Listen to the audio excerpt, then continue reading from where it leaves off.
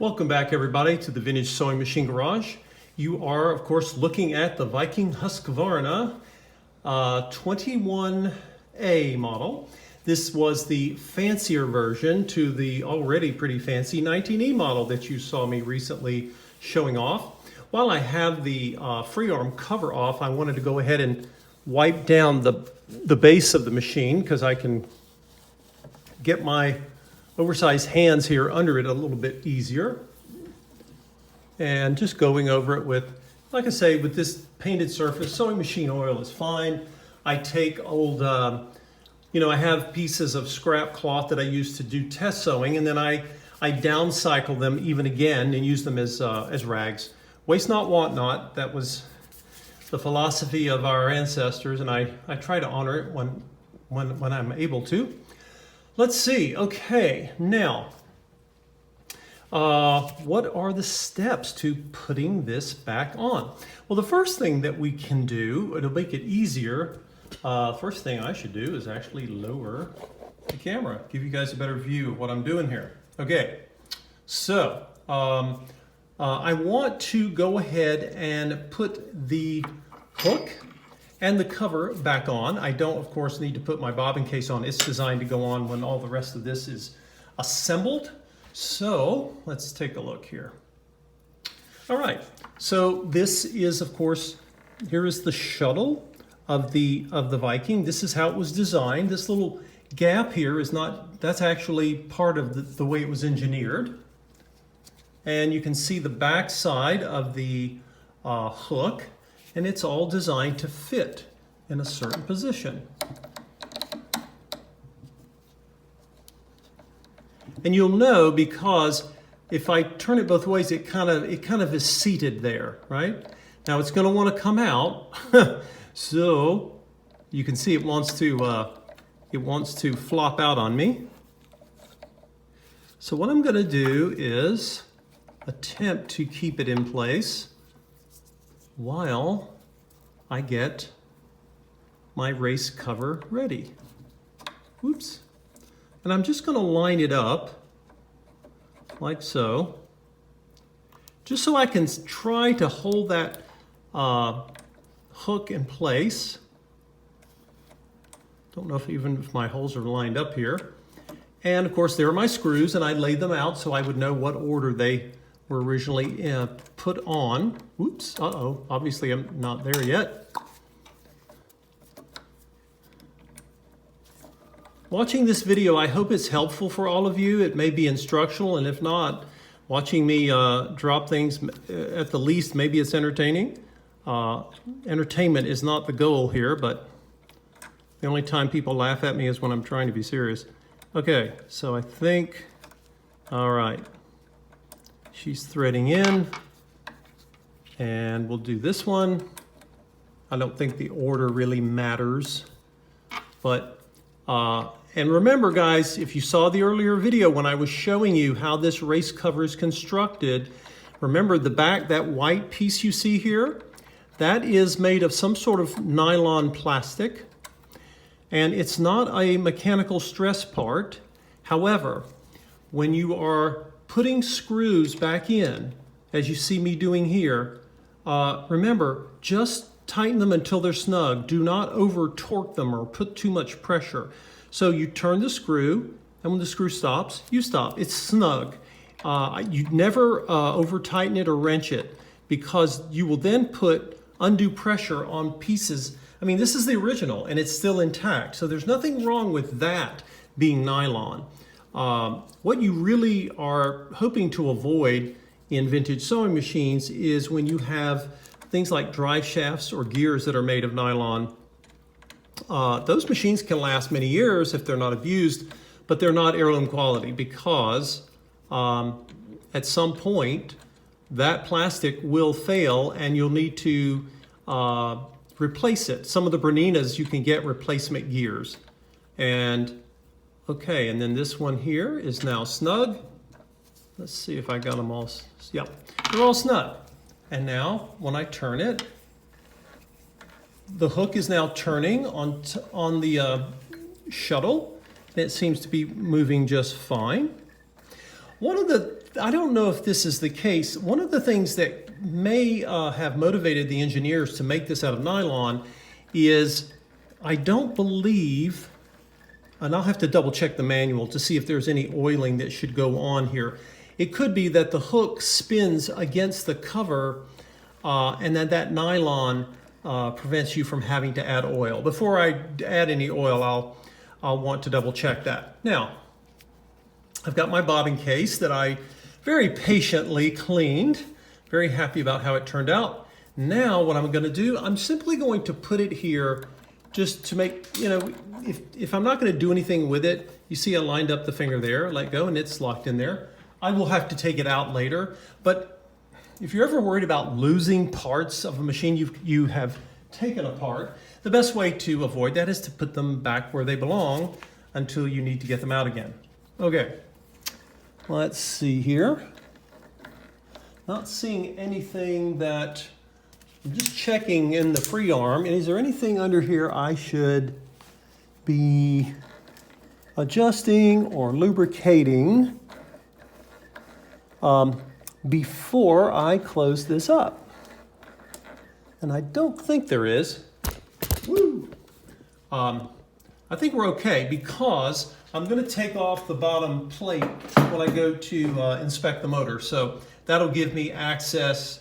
Let's go back to our original focus. That'll give me access to see under here, which will be easier. So now I am going to put back the arm of the free arm. Now here all you see is a little bit of dust bunnies. This is common. It's just mostly lint. It doesn't, it's very easy just to get it brushed out. Now, I'm going to do something here, and I'll show you why. I also did this on the back cover. So you are noticing that the little door that hides the bobbin and the bobbin case, it opens. And it opens because there's a metal hinge, and it moves, and you can see it.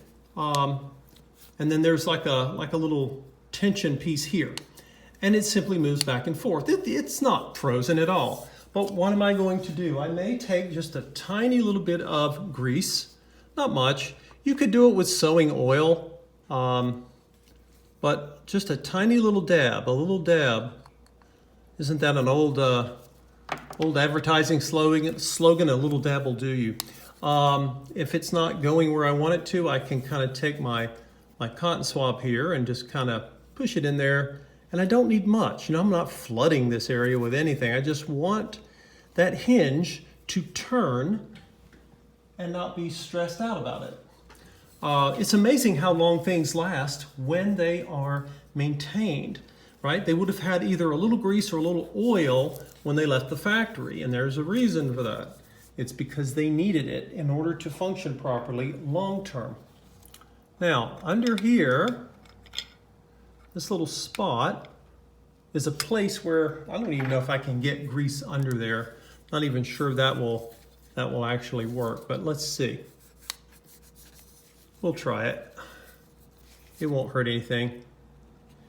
And again, you want to use the least amount that you need. Anytime you have oil or grease, the more you've got, the more of a magnet you have that is going to attract lint and dust and other things. Okay, so there we go. I managed to get some grease under there, you can see. And that's it. This probably hasn't been lubricated since this machine left the factory, 60 years ago, something like that. And it shouldn't, this again, if you're the person who is going to be the new owner of this machine, you don't need to do this, okay? I am showing techniques that involve restoration, not normal maintenance that the sewer would create. So I'm going to carefully, wait a minute, let's hold on. Before we do that, let's take a look at the back of the machine to make sure that there's nothing we're not clearing. A lot of times, we're doing some things like this for the first time. Always, kind of hedge your bets here. Just check things and see what she looks like in the back. Okay. Now, I think that's either lint or a piece of a wick. Let's see here. I think it is a wick. Maybe it is. All right. So I'm turning my hand wheel. I don't see anything that really needs me to take care of its lubrication point, so I will leave it be.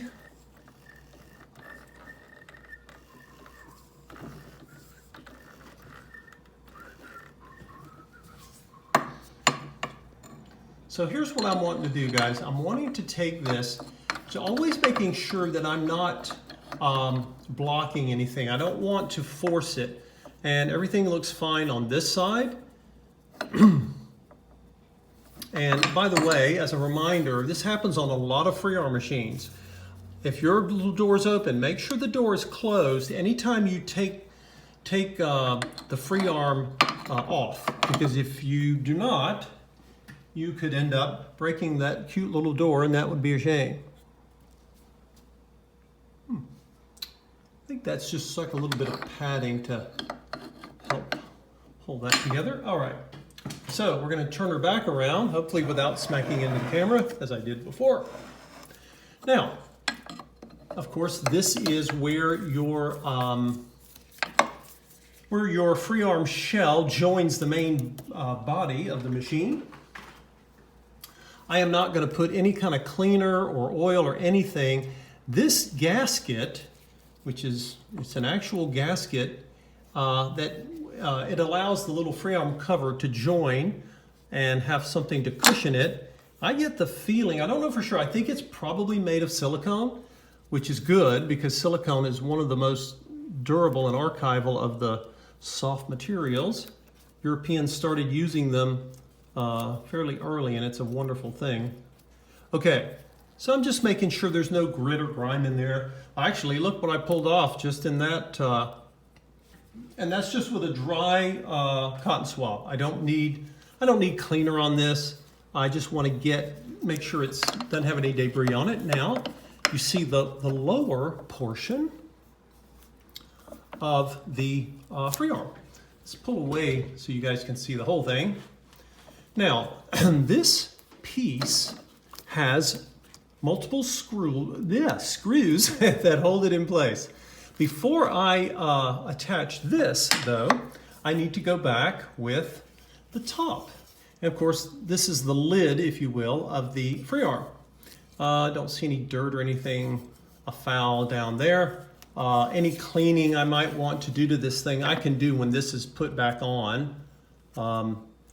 Before I put the screw in this area, I might want to just clean it out. Again, some of this is aesthetic, but aesthetics matter. People want their machines to be, clean and to look as nice as possible.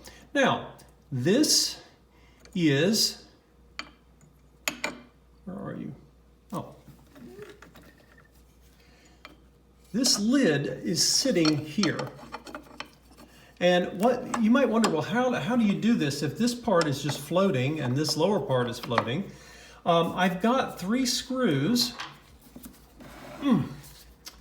and I kept them in a certain order because remember, it's hard to remember sometimes which screws went where. The 2 screws that are on the back here for the lid that hold the free arm shell together, they are the same length. But notice this one is slightly shorter and it's on the end. You can take pictures when you're taking things apart. I tend to lay them out in a pattern, and I've done these machines before, so I know, but that'll help you. You don't want to be in a position where you completely forget, oh no, you don't know what you did. Now, this of course is our needle plate. Now the needle plate only goes on one way. So this is right here, this is upside down, okay? It only goes on one way, and it's got a hole here and here. They're sort of across from each other. I don't know if that's, go ahead and try to clean that little bit of not much on the needle plate, but hey, while we're here, we'll just clean it. Mostly, I don't see much of anything on it really. Maybe some old lint or oil. You never know where people stick oil. They maybe even put it down into the feed dogs, which you should not do. Okay, so there are 2 screws